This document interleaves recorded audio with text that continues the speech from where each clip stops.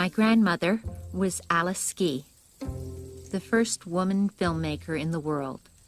You never heard of her? I can hardly blame you. For years, I myself thought that she was an ordinary grandmother.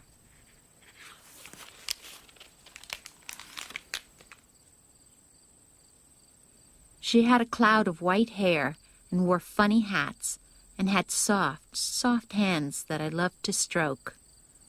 I had no idea back then that this frail old woman had been one of the leading lights of her era, with an exceptional destiny. Grandmother was present at the birth of the cinema. She saw still pictures come to life.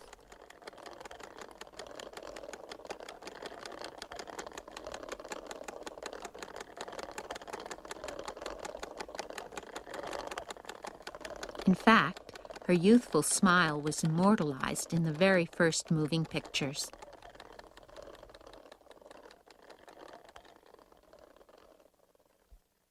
"50 years later, another invention, television, captured her image and her voice.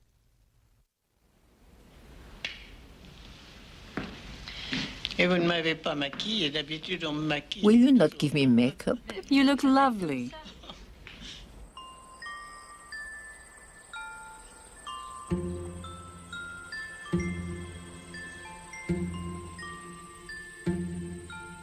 Her story began more than a century ago in France.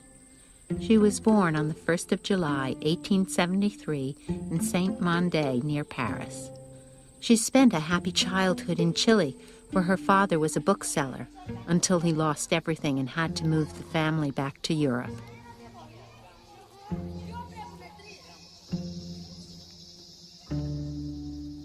In her late teens, with her father and brother dead, and her sisters married, she found herself alone to care for her aging mother. Aging. I found some more. Oh, yeah. I also found something. Oh, you did? Yeah. What is this? Oh, it's the decoration. I don't know what this is, whether those are diamonds or garnets. At the lovely little purple ribbon. Mummy always wore the purple ribbon in her lapel. Maybe you remember. Not this one, but a little one of the same color. Oh, yeah? Yes. I don't remember. I see this picture here also of her. Oh, yes. When was this taken? Oh, she's so young there. Yeah. That was in Paris.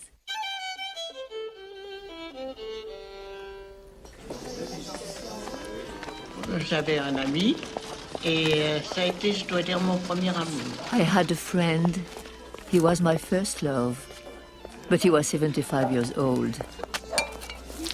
I was 18, but I would gladly have married him. I adored the man.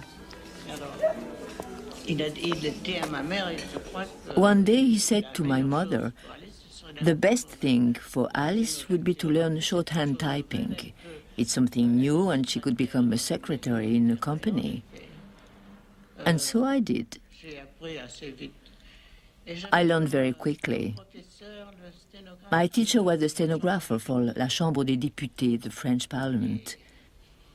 Il m'avait, je dirais pas, vu à part, mais enfin, il aimait. He liked me and told me, the first good position to be offered will go to you.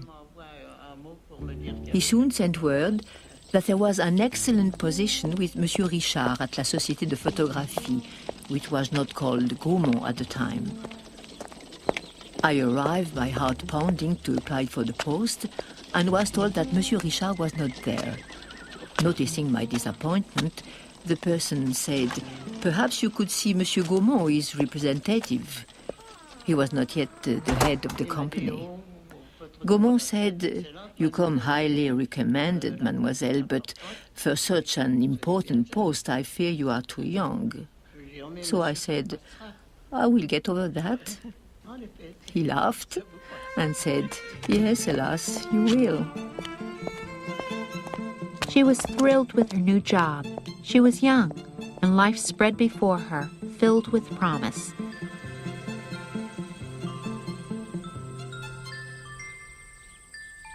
I was, at the time, secretary for the Maison Gaumont. Monsieur de Mény came to the company with an invention.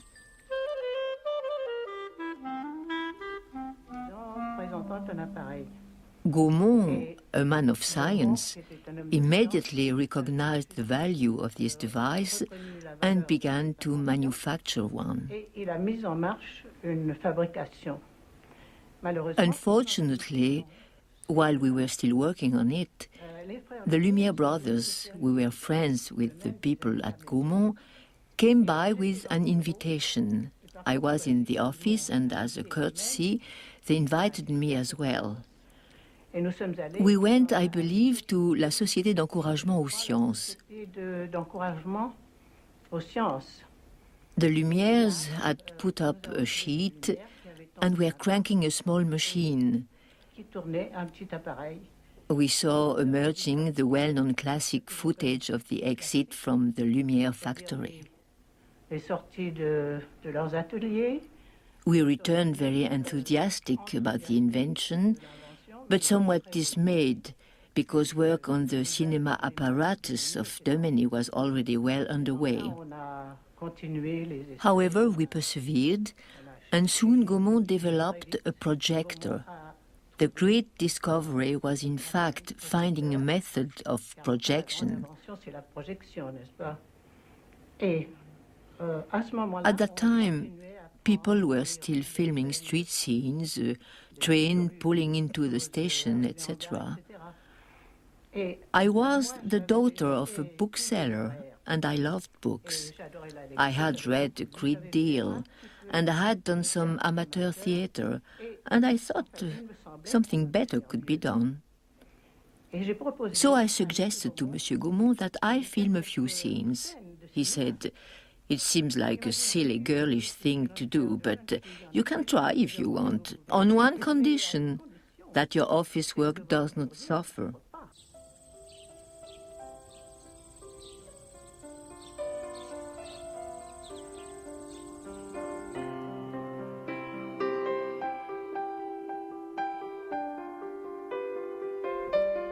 You wrote the scenarios yourself? They were not really scenarios. They were little stories that I made up. What sort of stories? La Fée aux Choux was the story of two young lovers who wanted children. We made cabbages out of cardboard and used wooden dolls for the babies, except for one. The mother was very nervous. The lovers found the baby in the cabbage patch. It was very simple. But we made others, which were more successful than I ever thought possible. I made Esmeralda, and I will give you a list of my films if you like. Grandmother said they were able to sell 80 copies of her first film, La Fée aux Choux, or The Cabbage Fairy. Her boss, Léon Gaumont, pleased with this success and no doubt happy to be able to save a salary, appointed my grandmother head of all moving picture production at the House of Gaumont, while keeping her as a secretary and a girl Friday. But as time went on, she became less of a secretary and more of a filmmaker. At that time, neither the title nor the trade of filmmaker existed.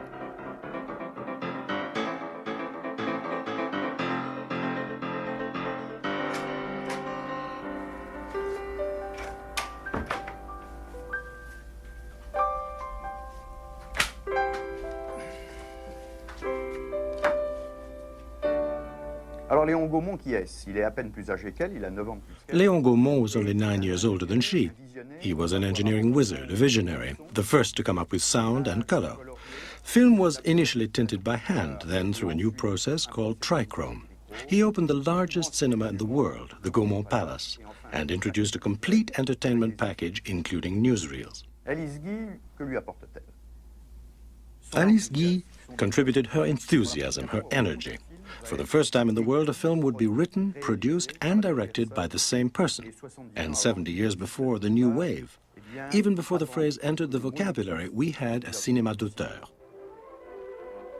She used the techniques of color and sound that Léon Gaumont developed to make films that have come down to us today. Bonjour, dites-moi, Rosine, ma belle voisine, d'où venez donc tout ce bruit chez vous cette nuit? Vous battiez-vous, ma charmante, étiez-vous souffrante? Je vous entendais gémir, je n'ai pas pu dormir. The Gaumont company had two parents. He, the engineer, the spirit of geometry. She, well-read, the creator, the spirit of finesse. Thus was born a major corporation. Volez aux instances de thé, nos allons vivre cloquer. Soit vous vous apprêtez à me dire des choses cruautés. Volez aux instances de thé, puis ajoutant ses pâtés. Maintenant, comme c'est mon Dieu, c'est dans ta gueule, ça vaudra mieux. Alice directed over 100 of these forerunners of the music video between 1900 and 1907, nearly 30 years before Hollywood got around to introducing the talkies at the end of the 20s. She found the creative and technical challenges offered by moving pictures tremendously stimulating. But there were obstacles. As she wrote in her autobiography, I had been left to work everything out by myself in the beginning, to break new ground. But as soon as my department became profitable, there was an attempt to push me aside. However, I defended my position, and thanks to the support of the chairman, Monsieur Eiffel, who always encouraged me with kindness, the board of directors acknowledged my efforts and unanimously decided to leave me in charge. Les ingénieurs qui étaient In avec France, moi, the technicians who worked with me in the studio were always very pleasant. des ateliers. But the head of the workshop was a man called Decaux, and we did not get along at all, so much so it is just between us. When I made La Passion, my biggest film in France, I worked with an excellent set designer named Ménessier. Décorateur Ménessier qui était excellent. One cold winter night, Decaux went into the workshop, removed all our completed sets, and chopped them up for firewood. That is one example.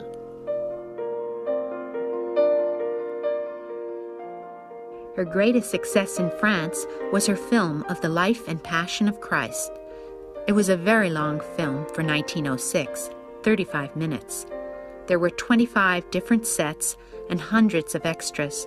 It made a tremendous impression when it was released, and even today, certain aspects of the film stand out as extraordinary. J'ai une véritable passion pour la Passion d'Alice Guy. I am passionate about Alice Guy's La Passion. Several early production companies made versions of The Passion of Christ. Alice Guy's is in a class by itself because of her exceptionally sophisticated staging. I would go so far as to say that Alice Guy's Life of Christ is nothing short of a miracle. Take, for example, the scene in which Mary Magdalene washes the feet of Christ. Over and above the main action, there are several bits of background action going on that open the image and let it breathe. Look at the lighting. Like the action, it too is in several layers, intensifying the perspective and creating a depth of field. The main action in the foreground is in shadow, while the background, behind the arches, is brightly lit.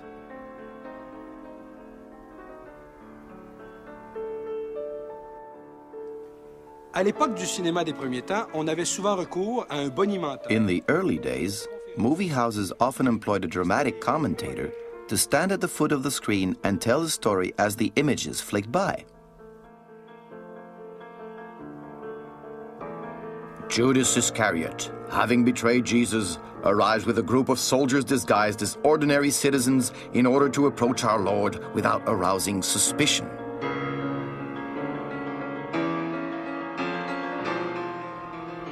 La Passion was your film? Yes. Because I believe there's a mistake in l'histoire du cinéma. Yes, it is attributed to Jacet. Who is your assistant? Yes. Grandmother has been completely and consistently ignored by most historians of the early days of cinema. Her works are often mentioned and frequently praised. But unfortunately, most reference books were compiled at a period when credit for her films, such as The Passion, was routinely given to others, Even people who never directed a film have been credited with Alice Guy's films.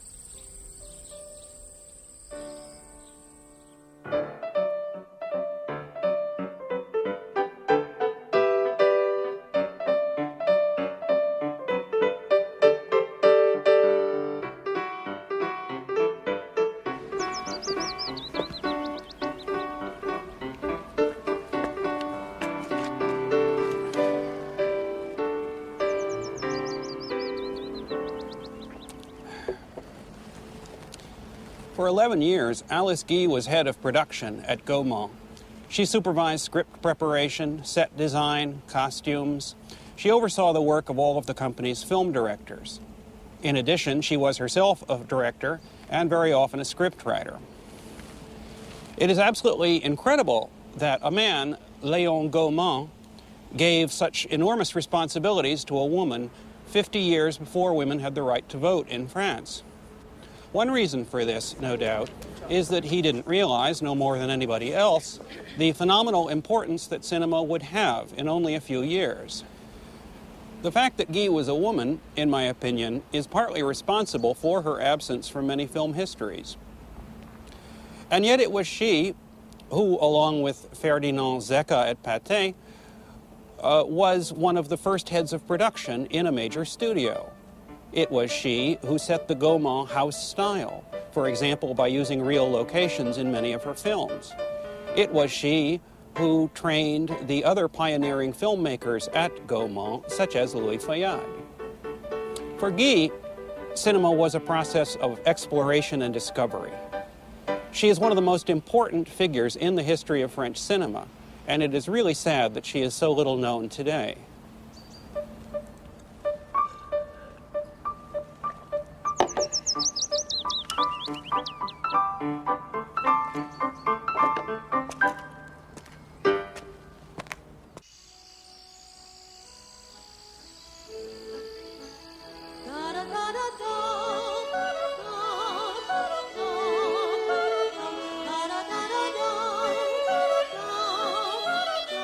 My grandmother, whom everyone called Mademoiselle Alice, had only one true love throughout those years, the cinema. Then at 33, she met the head of the Gaumont agency in Berlin, Herbert Blache Bolton. We had talking pictures, but talkies are very tricky because of the two components, the projector and the talking part. They must be perfectly synchronized, and our clients sometimes required assistance. Gaumont was unable to make a trip to Germany and wanted me to go in his place. I said, I cannot go, I do not speak a word of German. He then told me, yes, you will go. You will take Blache as your guide and translator. And that is what happened.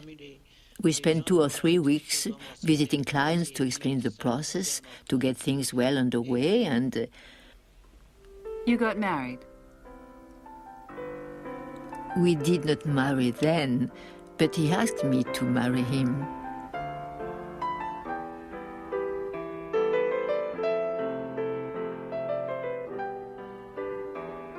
I said, I shall have to think about it. I didn't want to leave France, nor did I wish to marry an Englishman.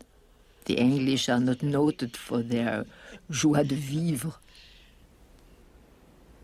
Though she was very open-minded and far ahead of her times in her work, she remained primly Victorian in other areas. In particular, she had a number of very fixed ideas, which, luckily, she was able to overcome. I told Gaumont, I have a surprise for you, I'm getting married.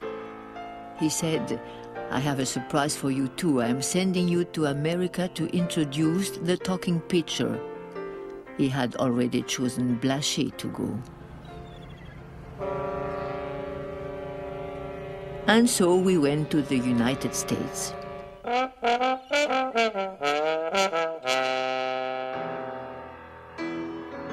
Alice wrote that she was leaving her family and her country with a heavy heart, convinced that she was giving up the work she loved forever. The America she found took a bit of getting used to. She didn't speak the language. She knew no one, and even the cinema was different from the one she knew. She wrote that in the United States, parlor kinescopes were all the rage.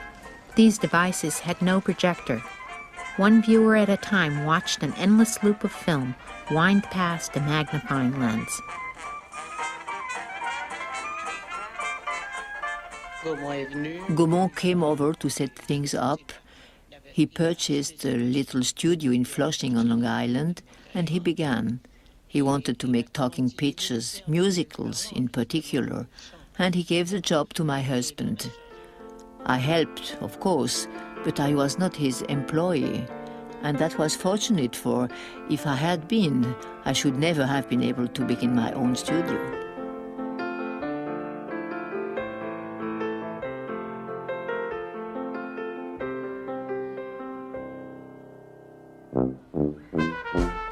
They stayed briefly in Cleveland and then moved to the town of Flushing near New York City. A few months later, switching from creation to procreation, grandmother gave birth to her first child, Simone. She settled down at home as a wife and mother, but it wasn't long before she felt the pull of the cinema. My Aunt Simone, or Simmy, was only 2 when grandmother went back to film production. On September 7th, 1910, she founded her own studio, Solax.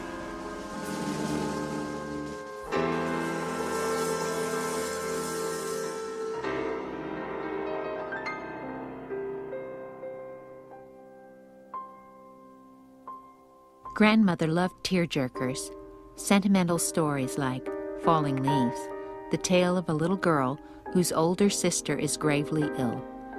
The heroine overhears the doctor telling her mother that by the time the trees have lost their leaves, the ailing child will be dead.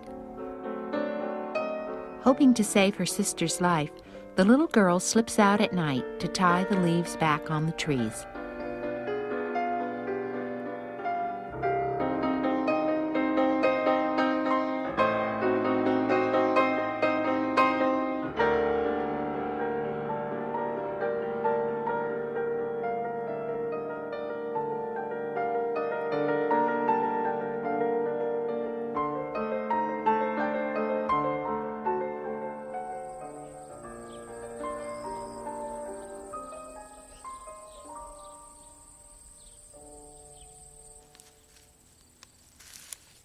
Her first films in the United States were enormously successful, and when people learned that the head of Solax Films was a woman, grandmother became headline news.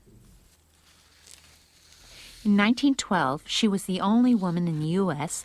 earning over $25,000 a year, and the press felt she deserved every penny. Solax owes the success it has enjoyed since its early days entirely to one major asset: Madame Blache's mastery of cinematic technique. The result has been excellent production standards, both photographically and artistically. The leading figure in the world of cinema could one day be a woman, and that woman will be Alice Blache.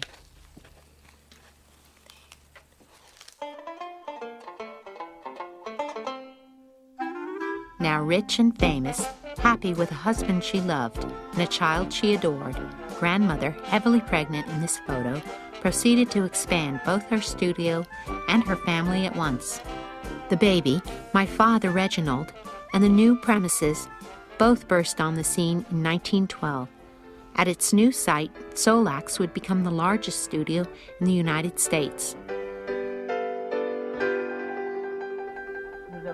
We bought a piece of land in Fort Lee, New Jersey, which was the major film center of the day. Hollywood was still not developed? Oh, no, not at all. The action was all in New York, New Jersey. Hollywood was a small town where they put signs on the doors: no dogs or actors. This was before wartime energy restrictions pushed film studios west to the year-round sunshine of Hollywood. My grandmother was much loved by the people she worked with. She brought her children to the studio and ate with the crew. It was all one big happy family. She was admired not only for her charm, but also for her talent as a director and her expertise in the cinema. She was always willing to share technical knowledge she had acquired in Paris with American directors of photography. She was a mine of information in the cinematic world of the day.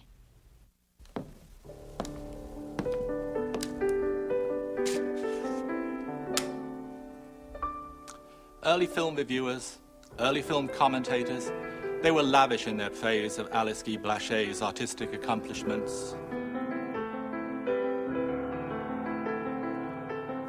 They praised her sets, her use of natural locations.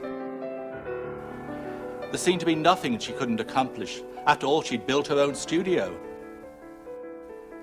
So it was no big deal for her to have ditches dug, even to tame wild animals. There seemed to be no challenge that this extraordinary woman would not take up and would not succeed in accomplishing.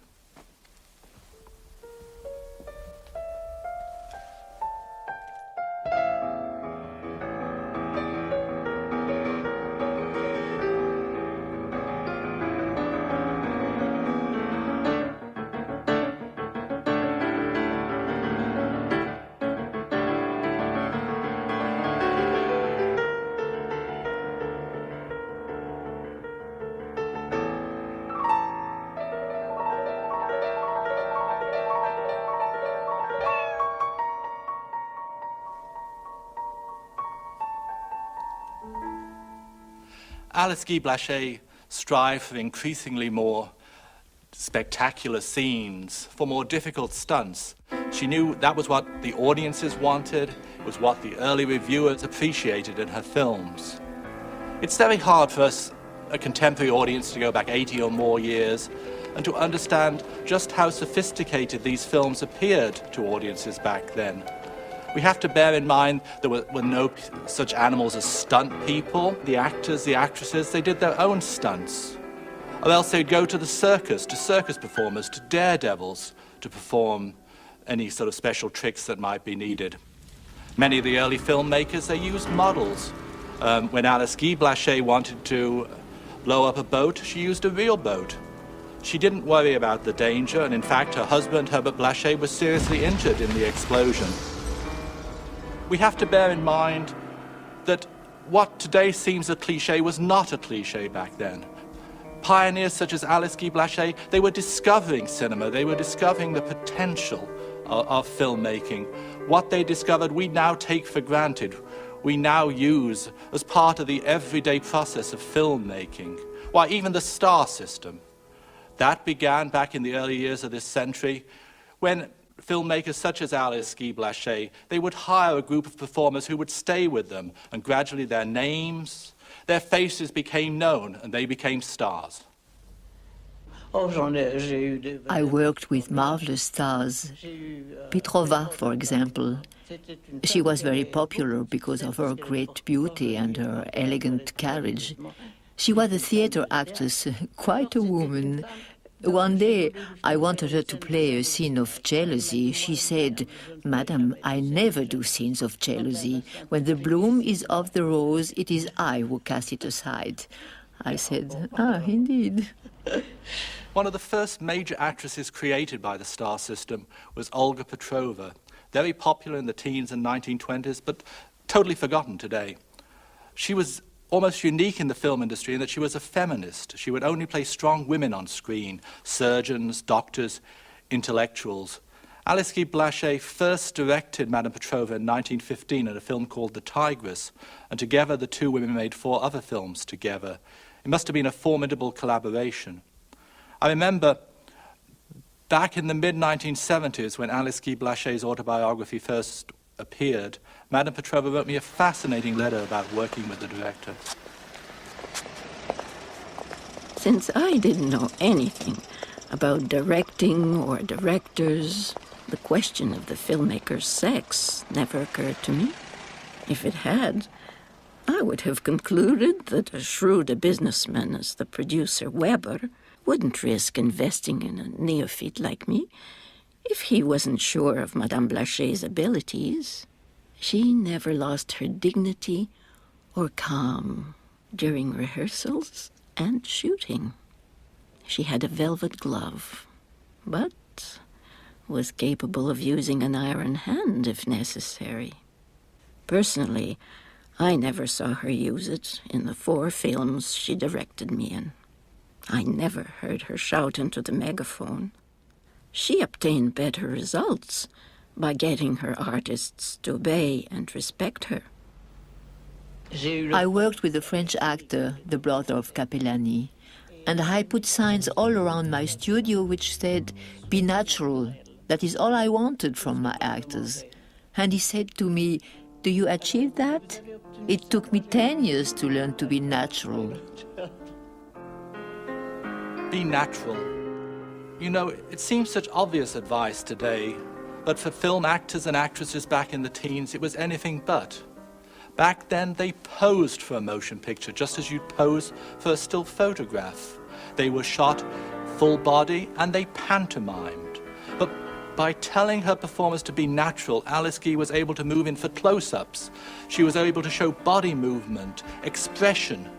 Be natural.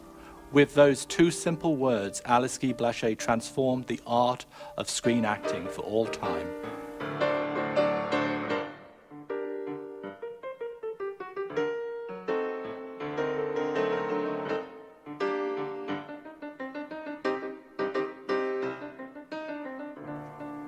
Mummy filled her scrapbooks with articles from the period, with criticisms, but she didn't really place much faith in critics. She preferred to mingle herself with the audience and to gather their impressions from what she heard.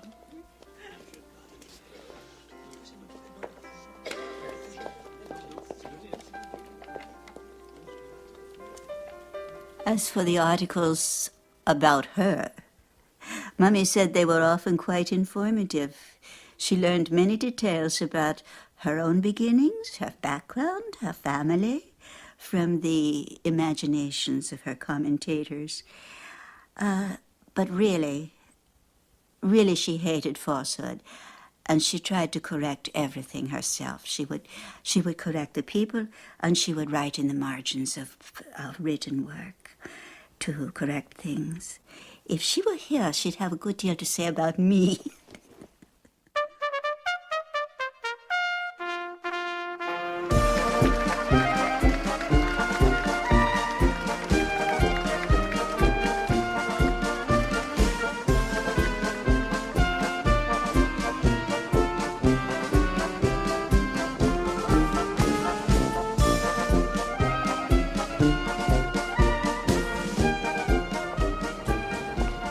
Academics became interested in Alice Guy Blache early on and invited her to give lectures.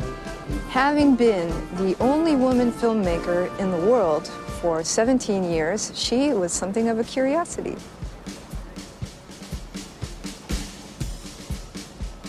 Alice was in favor of women getting the vote. As early as 1912, she told a newspaper interviewer that women were ready for it. But having been raised as a member of the Victorian bourgeoisie, Alice certainly couldn't be a feminist the way we understand it today. But everything about her career, everything she did and said, affirmed that women were the equal of men.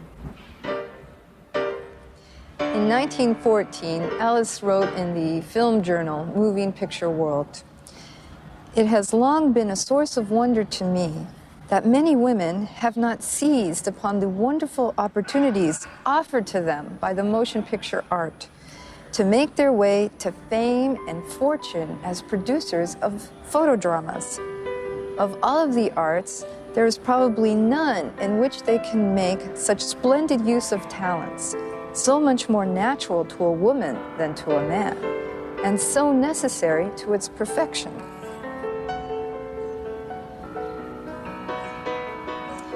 She even made 2 feminist fables.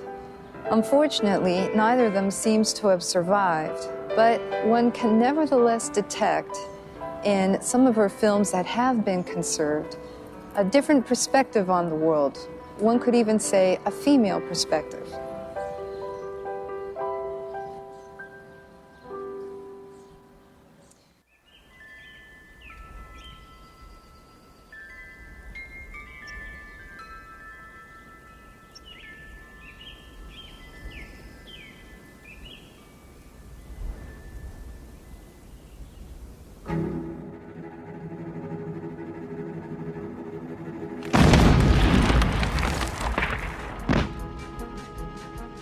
During the First World War, big conglomerates began buying up small film production companies, a move which was to influence the entire future of American cinema.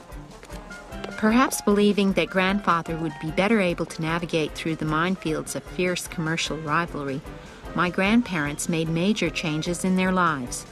Grandfather left Gaumont and founded a new company, Blache Features, and bit by bit, grandmother handed over the reins of power.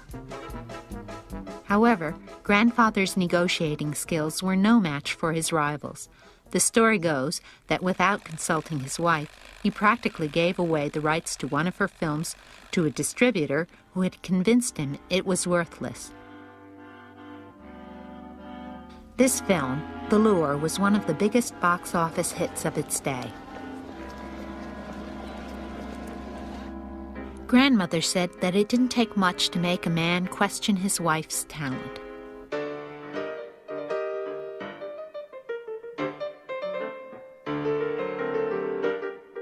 After 1915, films, or photodramas as they were called, began to get longer. Grandmother directed what became known as feature-length films for a number of companies such as Popular Plays and Players, U.S. Amusement Corporation, and Paray Pictures. She loved sweeping melodramas, but her favorite films were love stories with a happy ending.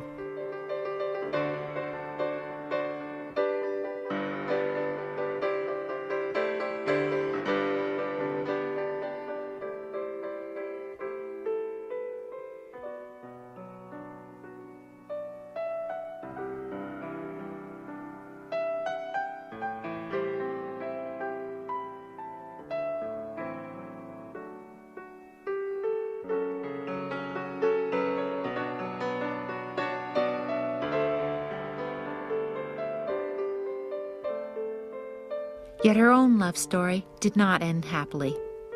Liberated he may have been with regards to his wife's career, but in other respects grandfather was a conformist. In his mid-40s, he took off for California with his leading lady, leaving wife and children behind.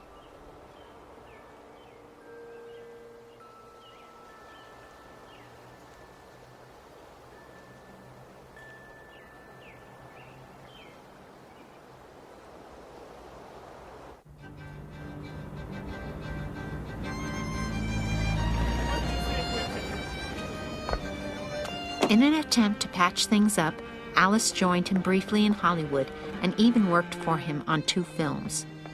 But the marriage was doomed. Life became professionally and personally intolerable beside a man whom she still loved, but whose affections had turned elsewhere.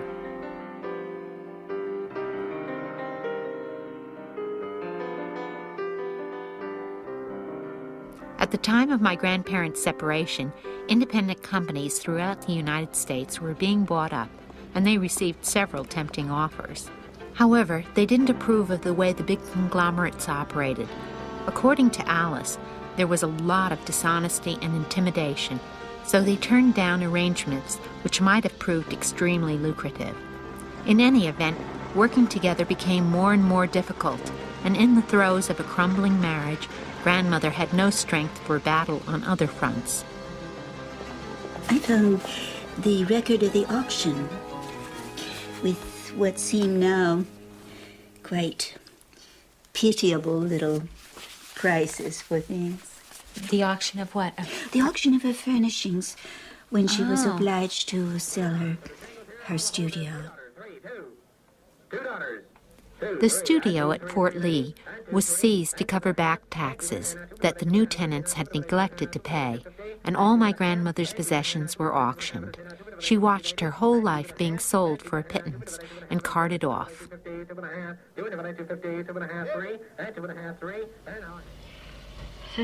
You lived in Hollywood as well. Did you go to Los Angeles? Yes. When did you go? To Hollywood? Oh dear, I do not remember very well.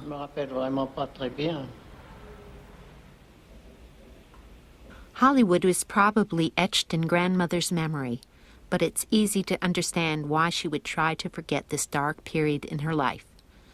For it was in Hollywood that she lost her husband, her career, and most of her illusions.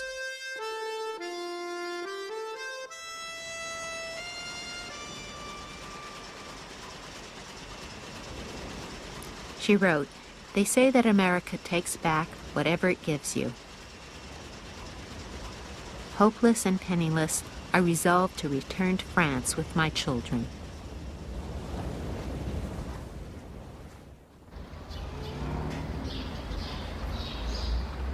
She moved in with her sister in Nice and tried on several occasions to get back into film. Though she was only 49, it was too late. France had forgotten all about her. So she focused all her attention on her children.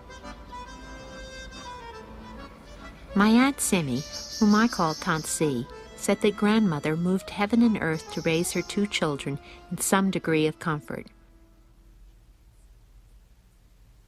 She wrote children's stories and magazine articles under various masculine pen names.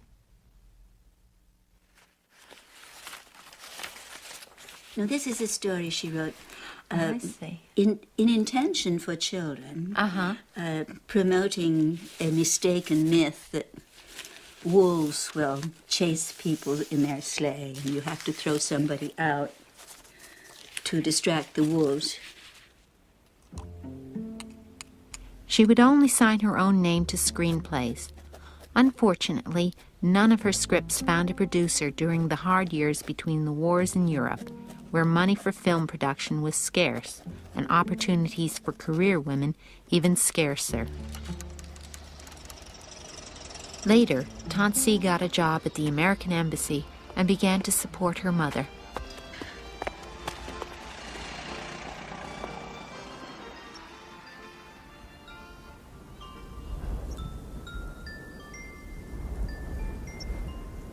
Grandmother moved several times within Europe, to Belgium, Switzerland, and then back to France, wherever Simmy was posted. She began jotting down her memoirs and also began to search for her films. Do you still have copies of your films? They cannot be found, unfortunately. The films I made in France cannot be found. My American films were not released under my name. They were released under the name of the distribution company, but I am on my way to find them, and I am sure to succeed.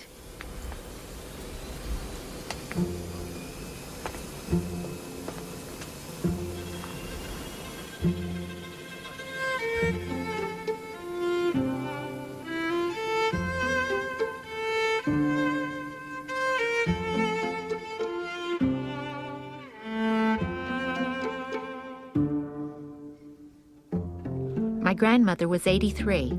Traveling alone by plane, even taking the subway, held no terrors for her, especially when she was on the trail of her own cinematic past.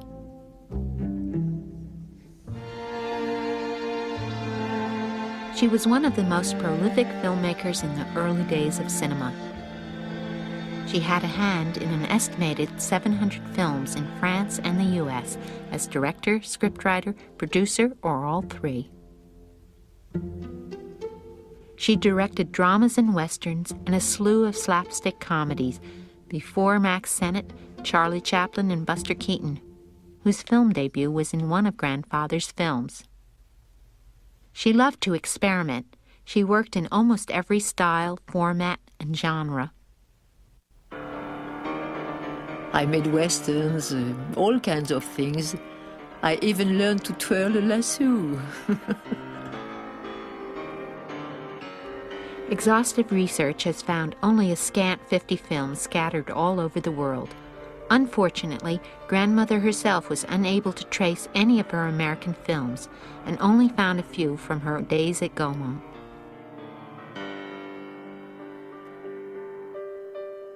What does remain in America is a branch of her family. My father, Reggie, my mother, and I lived in the States. Grandmother didn't like our being so far away.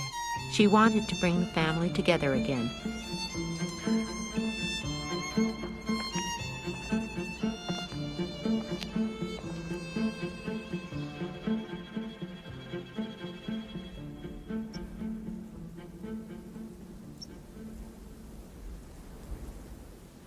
Despite repeated efforts, she was also unable to find a publisher for her autobiography during her lifetime. The book came out a few years after her death.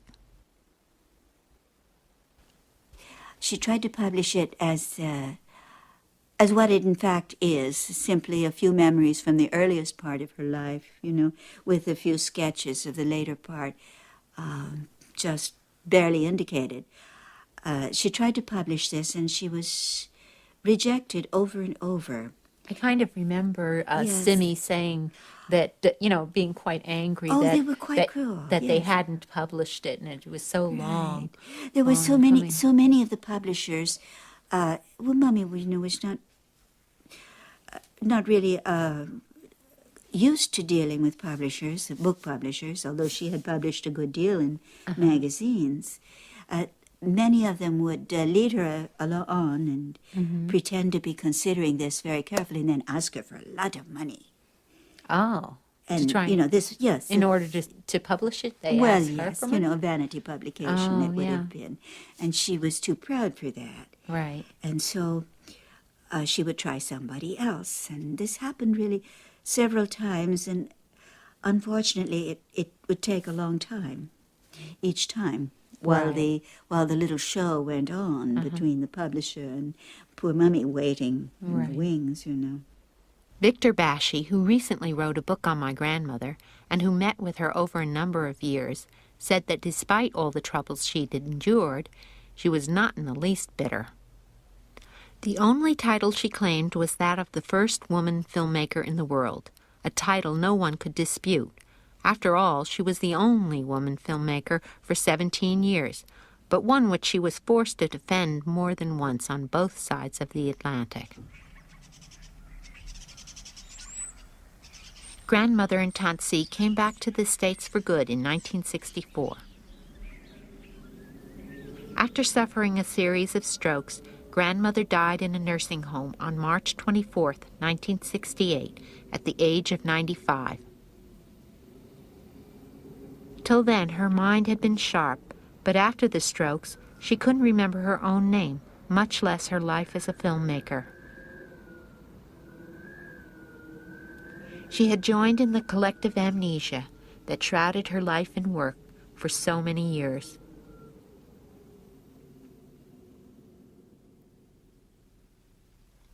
Having lived with her all my life, I would like to add a personal note. Mother was passionate and generous in nature, endowed with exceptional energy and youthfulness. She was open-minded and always interested in scientific or literary discoveries.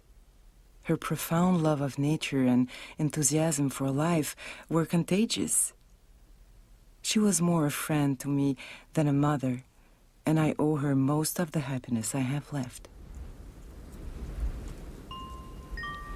Nothing is left of what she built in Fort Lee. No monument bears her name. A humble plaque in this sad memorial garden is all that marks her passage on this earth.